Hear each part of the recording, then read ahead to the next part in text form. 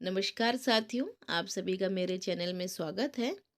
आज मैं आपके लिए एक ऐसी कहानी लाई हूँ जो कि प्रेमचंद जी द्वारा लिखी गई है। और ये कहानी हमें बताएगी कि अपने घर में बूढ़े बुजुर्गों का क्या स्थान है। यदि हमने जीवित रहते हुए उनका सम्मान न किया, उन्हें भरपेट भोजन न दिया और मरने के बाद उनकी तेरहवीं की बरसी मनाई, तो क्या फ़ायदा। बूढ़े बुजुर्ग हैं, वो केवल सम्मान और प्यार के भूखे हैं। उनको कभी नज़रअंदाज ना करें। इस कहानी से आप समझ पाएंगे कि बूढ़ों की दशा, वृद्धजनों की दशा हमारे घरों में क्या होती है जब हम उनका ध्यान नहीं रखते हैं, उनका हम तिरस्कार करते हैं। चलिए सुनते हैं ये कहानी। प्रेमचंद जी द्वारा लिखित कहानी बूढ़ी काकी। बुढ़ापा बहुधा बचपन का पुनरागमन हुआ करता है। बूढ़ी काकी में जेवा स्वाद के सिवा और कोई चेष्टा शेष न थी और ना अपने कष्टों की ओर आकर्षित करने का रोने के अतिरिक्त कोई दूसरा सहारा ही। समस्त इंद्रियां, नेत्र, हाथ और पैर जवाब दे चुके थे। पृथ्वी पर पड़ी रहती और घर वाले कोई बात उनकी इच्छा के प्रतिकूल करते, भोजन का समय टल जाता या उसका परिमाण पूर्ण ना होता, अथवा बाजार से कोई वस्तु आती और उन्हें ना मिलती, तो वे रोने लगती। उनका रोना सिसकना साधारण रोना ना था, वे गला फाड़ फाड़ कर रोती थीं। उनके पतिदेव को स्वर्ग सिधारे कालांतर हो चुका था। बेटे तरुण हो होकर चल बसे थे, बस एक भतीजे के सिवा और कोई न था। उसी भतीजे के नाम उन्होंने अपनी सारी संपत्ति लिख दी थी। भतीजे ने संपत्ति लिखते समय तो खूब लंबे चौड़े वादे किए, परंतु वे सब वादे केवल कुली डिपो के दलालों के दिखाए हुए सब्ज बाग थे। यद्यपि उस संपत्ति की वार्षिक आय 150-200 रुपये से कम न थी, तथापि बूढ़ी काकी को पेट भर भोजन भी कठिनाई से मिलता था। इसमें उनके भतीजे पंडित बुद्धिराम का अपराध था अथवा उनकी अर्धांगिनी श्रीमती रूपा का, इसका निर्णय करना सहज नहीं। बुद्धिराम स्वभाव के सज्जन थे, किंतु उसी समय तक जब तक कि उनके कोष पर कोई आंच न आए। रूपा स्वभाव से तीव्र थी, पर ईश्वर से डरती थी। अतएव बूढ़ी काकी को उसकी तीव्रता उतनी न खलती थी जितनी बुद्धिराम की भलमनसाहत। बुद्धिराम को कभी कभी अपने अत्याचार का खेद होता था। विचारते कि इसी संपत्ति के कारण मैं इस समय भला मानुस बना बैठा हूँ। यदि मौखिक आश्वासन और सूखी सहानुभूति से स्थिति में सुधार हो सकता तो उन्हें कदाचित कोई आपत्ति न होती, परंतु विशेष व्यय का भय उनकी सचेष्टा को दबाए रखता था। यहाँ तक कि यदि द्वार पर कोई भला आदमी बैठा होता और बूढ़ी काकी उस समय अपना राग अलापने लगती, तो वह आग हो जाते और घर में आकर उन्हें जोर से डांटते। लड़कों को बुढ़ों से स्वाभाविक विद्वेष होता ही है, और फिर जब माता पिता का यह रंग देखते तो बूढ़ी काकी को और सताया करते। कोई चुटकी काट कर भागता, कोई उन पर पानी की कुल्ली कर देता। काकी चीख मार कर रोती, परंतु यह बात प्रसिद्ध थी कि वह केवल खाने के लिए रोती है, अतएव उनके संताप और आर्तनाद पर कोई ध्यान नहीं देता था। हाँ, काफी क्रोधातुर होकर बच्चों को गालियां देने लगती तो रूपा घटना स्थल पर आ पहुंचती। इस भय से काकी अपनी जिह्वा कृपाण का कदाचित ही प्रयोग करती थी। यद्यपि उपद्रव शांति का यह उपाय रोने से कहीं अधिक उपयुक्त था। संपूर्ण परिवार में यदि काकी से किसी का अनुराग था तो वह बुद्धिराम की छोटी लड़की लाडली थी। लाडली अपने दोनों भाइयों के भय से अपने हिस्से की मिठाई बूढ़ी काकी के पास बैठकर खाया करती थी। यही उनका रक्षागार था। और यद्यपि काकी की शरण उनकी लोलुपता के कारण बहुत महंगी पड़ती थी, तथापि भाइयों के अन्याय से कहीं सुलभ थी। इसी स्वार्थ अनुकूलता ने उन दोनों में सहानुभूति का आरोपण कर दिया था। रात का समय था। बुद्धिराम के द्वार पर शहनाई बज रही थी और गांव के बच्चों का झुंड विस्मयपूर्ण नेत्रों से गाने का रसवादन कर रहा था। चारपाइयों पर मेहमान विश्राम करते हुए नाइयों से मुक्कियां लगवा रहे थे। समीप ही खड़ा हुआ भाट बिरादवली सुना रहा था और कुछ भावज्ञ मेहमानों की वाहवाह पर ऐसा खुश हो रहे थे मानो इस वाहवाह का यथार्थ में वही अधिकारी है। दो एक अंग्रेजी पढ़े हुए नवयुवक इन व्यवहारों से उदासीन थे। वे इस गंवार मंडली में बोलना अथवा सम्मिलित होना अपनी प्रतिष्ठा के प्रतिकूल समझते थे। आज बुद्धिराम के बड़े लड़के सुखराम का तिलक आया है, यह उसी का उत्सव है। घर भीतर स्त्रियां गा रही थीं और रूपा मेहमानों के भोजन के प्रबंध में व्यस्त थी। भट्टियों पर कढ़ा चढ़ रहे थे। एक में पूड़ियाँ कचौड़ियाँ निकल रही थीं, दूसरे में अन्य पकवान बनते थे। एक बड़े हंडे में मसालेदार तरकारी पक रही थी। घी और मसाले की क्षुधावर्धक सुगंध चारों ओर फैली हुई थी। बूढ़ी काकी अपनी कोठरी में शोकमय विचार की भांति बैठी हुई थी। यह स्वाद मिथित सुगंधी उन्हें बेचैन कर रही थी। वे मन ही मन विचार कर रही थीं, संभवतः मुझे पूड़ियाँ ना मिलेंगी। इतनी देर हो गई, कोई भोजन लेकर नहीं आया। मालूम होता है सब लोग भोजन कर चुके हैं, मेरे लिए कुछ ना बचा। यह सोचकर उन्हें रोना आया, परंतु अपशकुन के भय से वह रो न सकी। आह, कैसी सुगंधी है! पर अब मुझे कौन पूछता है? जब रोटियों के ही लाले पड़े तब ऐसे भाग्य कहाँ की भरपेट पूड़ियाँ मिलें। यह विचार कर उन्हें रोना आया। कलेजे में हुक सी उठने लगी, परंतु रूपा के भय से उन्होंने फिर मौन धारण कर लिया। बूढ़ी काकी देर तक इन्हीं दुखदायक विचारों में डूबी रहीं। घी और मसालों की सुगंधी रह रहकर मन को आपे से बाहर किए देती थी। मुंह में पानी भर भर आता था। पूड़ियों का स्वाद स्मरण करके हृदय में गुदगुदी होने लगती थी। किसे पुकारूं? आज लाडली बेटी भी नहीं आई। दोनों छोकरे सदा दिक किया करते थे, आज उनका भी कहीं पता नहीं। कुछ मालूम तो होता कि बन क्या रहा है। बूढ़ी काकी की कल्पना में पूड़ियों की तस्वीर नाचने लगी। खूब लाल लाल, फूली फूली, नरम नरम होंगी। रूपा ने भली भांति मोहन दिया होगा। कचौड़ियों में अजवाइन और इलायची की महक आ रही होगी। एक पूड़ी मिलती तो जरा हाथ में लेकर देखती। क्यों न चलकर कढ़ा के सामने ही बैठूं। पूड़ियाँ छन छन कर तैरती होंगी, कढ़ा से गरम गरम निकाल कर थाली में रखी जाती होंगी। फूल हम घर में भी सूंघ सकते हैं, परंतु वाटिका में कुछ और ही बात होती है। इस प्रकार निर्णय करके बूढ़ी काकी उकड़ू बैठकर हाथों के बल सरकती हुई कठिनाई से चौखट से उतरी और धीरे धीरे रेंगती हुई कढ़ा के पास आ बैठी। यहाँ आने पर उन्हें उतना ही धैर्य हुआ जितना भूखे कुत्ते को खाने वाले के सम्मुख बैठने में होता है। रूपा उस समय कार्यभार से उद्विग्न हो रही थी। कभी इस कोठे में जाती, कभी उस कोठे में, कभी कढ़ा के पास आती, कभी भंडार में जाती। किसी ने बाहर से आकर कहा, महाराज ठंडाई मांग रहे हैं, ठंडाई देने लगी। इतने में फिर किसी ने कहा, भाट आया है, उसे कुछ दे दो। भाट के लिए सीधा निकाल रही थी। एक तीसरे आदमी ने आकर पूछा, अभी भोजन तैयार होने में कितना विलंब है, जरा ढोल मजीरा उतार दो। बेचारी अकेली स्त्री दौड़ते दौड़ते व्याकुल हो रही थी। झुंझलाती थी, कुड़ती थी, परंतु क्रोध प्रकट करने का अवसर ना पाती थी। भय होता था कहीं पड़ोसने यह न कहने लगे कि इतने में उबल पड़ी। प्यास से स्वयं उसका कंठ सूख रहा था। गर्मी के मारे फूकी जाती थी, परंतु इतना अवकाश भी नहीं था कि जरा पानी पी ले अथवा पंखा लेकर झले। यह भी खटका था कि जरा हाँक हटी और चीजों की लूट मची।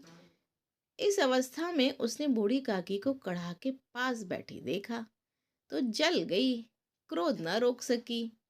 इसका भी ध्यान नहीं रहा कि पड़ोसने बैठी हुई मन में क्या कहेंगी। पुरुषों में लोग सुनेंगे तो क्या कहेंगे। जिस प्रकार मेढक केचुए पर झपटता है, उसी प्रकार वह बूढ़ी काकी पर झपटी और उन्हें दोनों हाथों से झटक कर बोली, ऐसे पेट में आग लगे, पेट है या भाड़। कोठरी में बैठते हुए क्या दम घुटता है।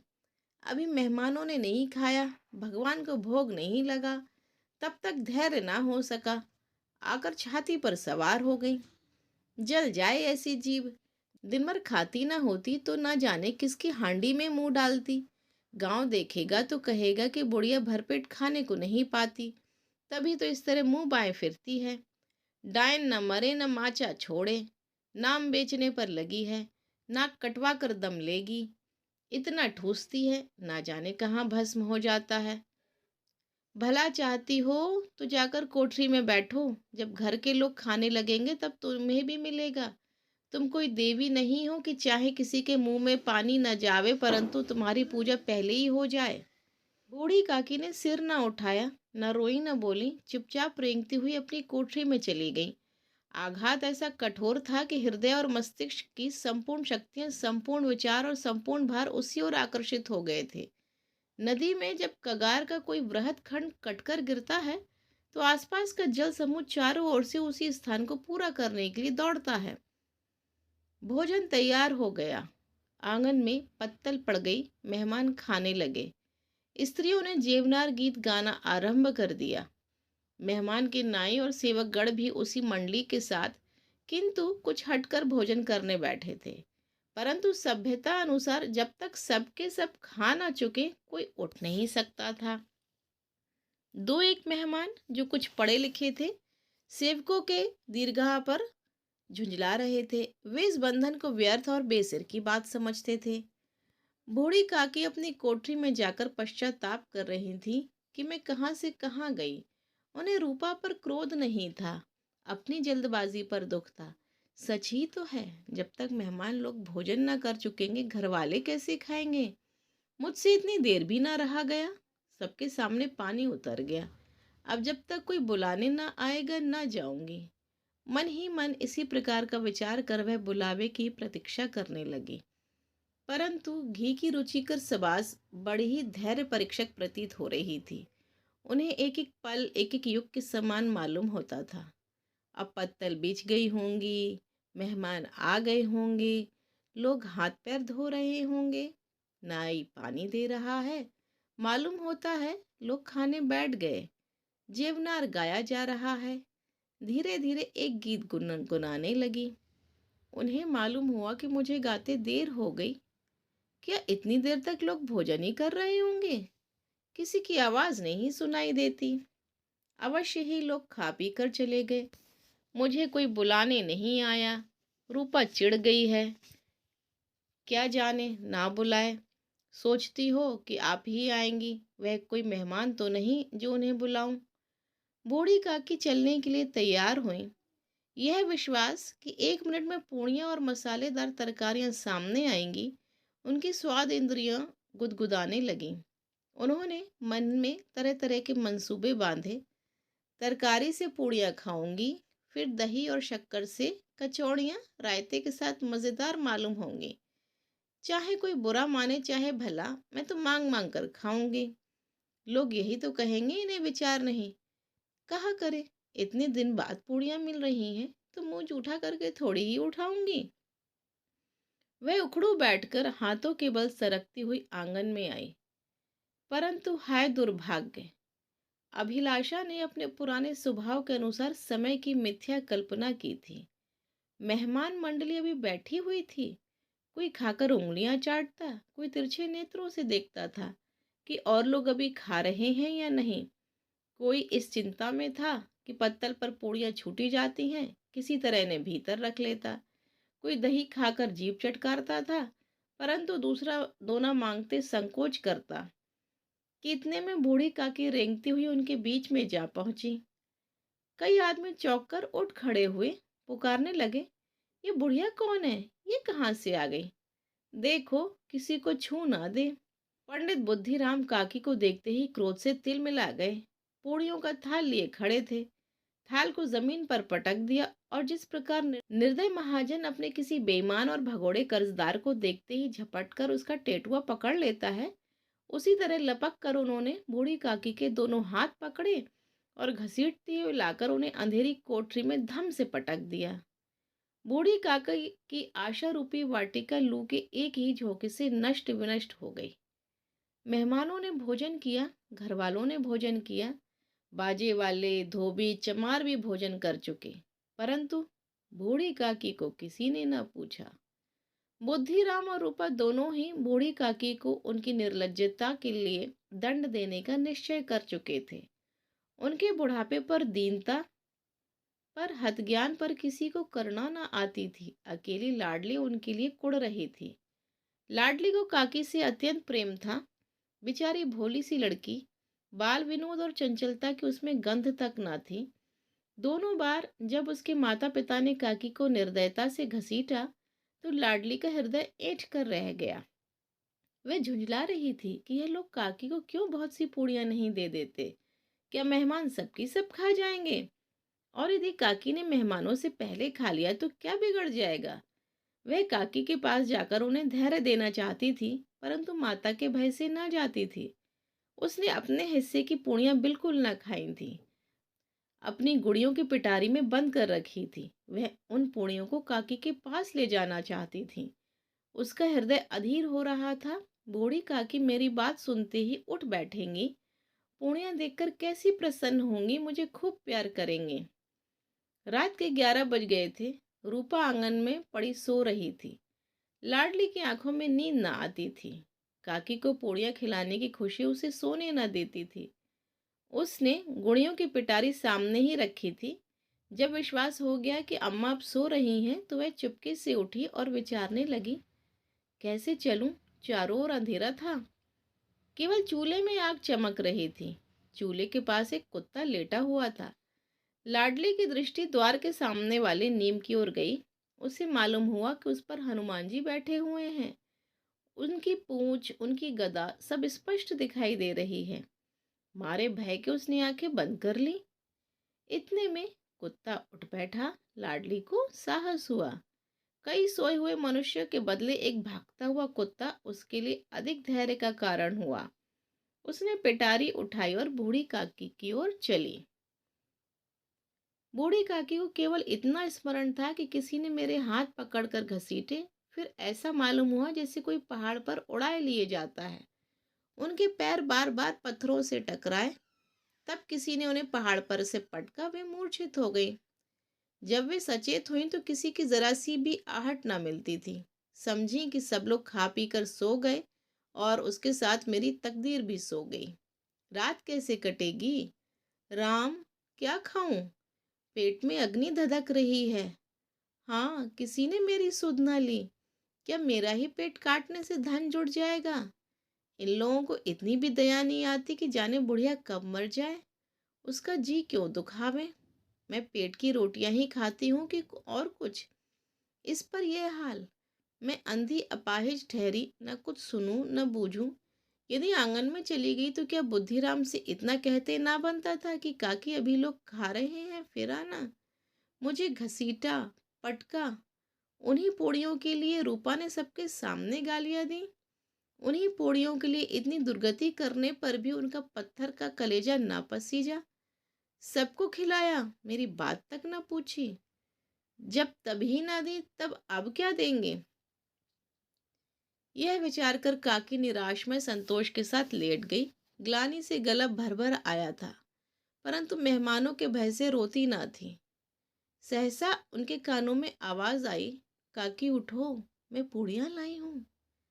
काकी ने लाडली की बोली पहचानी, चटपट उठ बैठी। दोनों हाथों से लाडली को टटोला और उसे गोद में बिठा लिया। लाडली ने पूड़ियां निकाल कर दी। काकी ने पूछा, क्या तुम्हारी अम्मा ने दी हैं? लाडली ने कहा, नहीं, ये मेरे हिस्से की है। काकी पूड़ियों पर टूट पड़ी। 5 मिनट में ही पिटारी खाली हो गई। लाडली ने पूछा, काकी पेट भर गया? जैसे थोड़ी सी वर्षा ठंडक के स्थान पर और भी गर्मी, उसी भांति इन थोड़ी सी पूड़ियों ने काकी की क्षुधा को और इच्छा को उत्तेजित कर दिया था। बोली, नहीं बेटी, जाकर अम्मा से और मांग लाओ। लाडली ने कहा, अम्मा सोती है, जगाऊंगी तो मारेगी। काकी ने पिटारी को फिर टटोला। उसमें कुछ खुरचन गिरे थे। उन्हें निकालकर वे खा गईं। बार बार होंठ चाटती थी, चटकारे भरती थी। हृदय महसूस रहा था कि और पूड़ियां कैसे पाऊं। संतोष सेतु जब टूट जाता है तब इच्छा का बहाव अपरिमित हो जाता है। मत वालों को मद का स्मरण करना उन्हें मदांध बनाता है। काकी का अधीर मन इच्छा के प्रबल प्रवाह में बह गया। उचित और अनुचित का विचार जाता रहा। वे कुछ देर तक उस इच्छा को रोकती रहीं। सहसा लाडली से बोली, मेरा हाथ पकड़कर वहां ले चल जहाँ मेहमानों ने बैठकर भोजन किया है। लाडली उनका अभिप्राय ना समझ सकी। उसने काकी का हाथ पकड़ा और ले जाकर जूठी पत्तलों के पास बैठा दिया। दीन, शुद्धातुर, हतज्ञान बुढ़िया पत्तलों से पूड़ियों के टुकड़े चुन चुन कर भक्षण करने लगी। ओह! दही कितना स्वादिष्ट था, कचौरियाँ कितनी सलोनी, खस्ता, कितनी सुकोमल। काकी बुद्धिहीन होते हुए भी इतना जानती थी कि मैं वह काम कर रही हूँ जो मुझे कदापि न करना चाहिए। मैं दूसरों की जूठी पत्तल चाट रही हूँ, परंतु बुढ़ापा तृष्णा रोग का अंतिम समय है, जब संपूर्ण इच्छाएं एक ही केंद्र पर आ लगती हैं। बूढ़ी काकी में यह केंद्र उनकी स्वादेंद्रियां थीं। ठीक उसी समय रूपा की आंखें खुली। उसे मालूम हुआ कि लाडली मेरे पास नहीं। वह चौकी चारपाई के इधर उधर ताकने लगी कि कहीं नीचे तो नहीं गिर गई। उसे वहां ना पाकर वह उठ बैठी तो क्या देखती है, लाडली जूठी पत्तलों के पास चुपचाप खड़ी है और बूढ़ी काकी पत्तलों पर से पूड़ियों के टुकड़े उठा उठाकर खा रही है। रूपा का हृदय सन्न हो गया। किसी गाय की गर्दन पर छुरी चलते देखकर जो अवस्था उसकी होती वही उस समय हुई। एक ब्राह्मणी दूसरों की जूठी पत्तल टटोले, इससे अधिक शोकमय दृश्य असंभव था। पूड़ियों के कुछ ग्रासों के लिए उसकी चचेरी सास ऐसा पतित और निष्कृष्ट कर्म कर रही है। यह वह दृश्य था जिसे देखकर देखने वालों के हृदय कांप उठते हैं। ऐसा प्रतीत होता मानो जमीन रुक गई, आसमान चक्कर खा रहा है, संसार पर कोई नई विपत्ति आने वाली है। रूपा को क्रोध न आया। शोक के सम्मुख क्रोध कहाँ। करुणा और भय से उसकी आंखें भर आईं। इस अधर्म के पाप का भागी कौन है? उसने सच्चे हृदय से गगन मंडल की ओर हाथ उठाकर कहा, परमात्मा मेरे बच्चों पर दया करो। बस अधर्म का दंड मुझे मत दो, नहीं तो मेरा सत्यानाश हो जाएगा। रूपा को अपनी स्वार्थपरता और अन्याय इस प्रकार प्रत्यक्ष रूप में भी ना देख पड़े थे। वह सोचने लगी, हाय कितनी निर्दयी हूँ, जिसकी संपत्ति से मुझे 200 रुपया वार्षिक आय हो रही है, उसकी यह दुर्गति और मेरे कारण। हे दयामय भगवान, मुझसे बड़ी भारी चूक हुई है, मुझे क्षमा करो। आज मेरे बेटे का तिलक था, सैकड़ों मनुष्यों ने भोजन पाया, मैं उनके इशारे की दासी बनी रही, अपने नाम के लिए सैकड़ों रुपए व्यय कर दिए, परंतु जिसकी बदौलत हजारों रुपए खाए, उसे इस उत्सव में भी भरपेट भोजन न दे सकी। केवल इसी कारण तो वे वृद्धा है, असहाय है। रूपा ने दिया जलाया, अपने भंडार का द्वार खोला और एक थाली में संपूर्ण सामग्रियां सजाकर लिए हुए बूढ़ी काकी की ओर चली। आधी रात जा चुकी थी। आकाश पर तारों के थाल सजे हुए थे और उन पर बैठे हुए देवगण स्वर्गीय पदार्थ सजा रहे थे, परंतु उनमें किसी को वह परम आनंद प्राप्त न हो सकता था जो बूढ़ी काकी को अपने सम्मुख थाल देखकर प्राप्त हुआ। रूपा ने कंठवृत स्वर में कहा, काकी उठो, भोजन कर लो। मुझसे बड़ी भूल हुई, उसका बुरा न मानना। परमात्मा से प्रार्थना कर दो कि वह मेरा अपराध क्षमा कर दे। भोले भाले बच्चों की भांति जो मिठाइयाँ पाकर मार और तिरस्कार सब भूल जाता है, बूढ़ी काकी वैसे ही सब भुलाकर बैठी हुई खाना खा रही थी। उनके एक एक रोए से सच्ची सदिच्छाएं निकल रही थीं और रूपा बैठी स्वर्गीय दृश्य का आनंद लेने में निमग्न थी। साथियों, इस कहानी को पढ़कर तो मेरे भी आंसू आ गए। क्या आपके भी?